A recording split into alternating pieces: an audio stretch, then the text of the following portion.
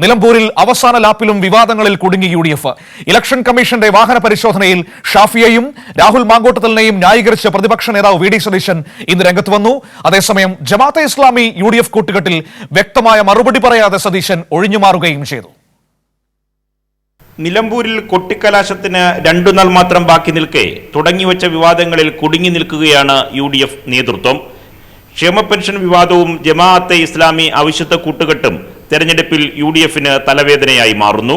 ജമാഅത്തെ ഇസ്ലാമി വിഷയത്തിൽ കൂടുതൽ പ്രതികരിക്കാൻ പ്രതിപക്ഷ നേതാവ് വി.ഡി. സതീശൻ തയ്യാറാകുന്നില്ല.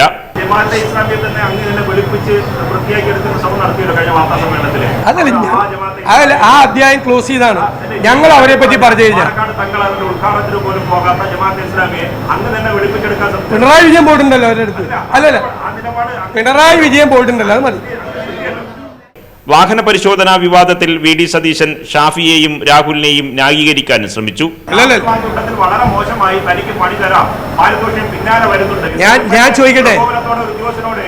ഞാൻ ചോദിക്കട്ടെ,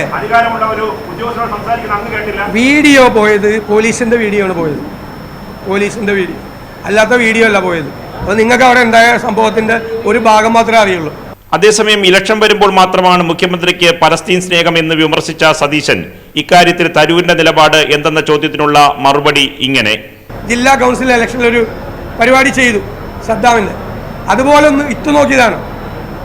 ഇസ്രായേൽ ഇറാനെ ആക്രമിച്ച വിഷയം നിലമ്പൂരിൽ എന്തായാലും അതല്ല ചർച്ച. അത് നമുക്ക് വേറെ തരത്തിൽ അല്ല അല്ലല്ല അത് അല്ലല്ല അത് അദ്ദേഹം ഹി വാസ് എ ഡിപ്ലോമാറ്റ്. അദ്ദേഹം വിദേശകാര്യ വിദഗ്ധനാണ്. അദ്ദേഹം അതിനെക്കുറിച്ച് പറയണം. നിലമ്പൂരിൽ നിന്ന് നിർഭൻ ചക്രവർത്തി, കൈരളി ന്യൂസ്.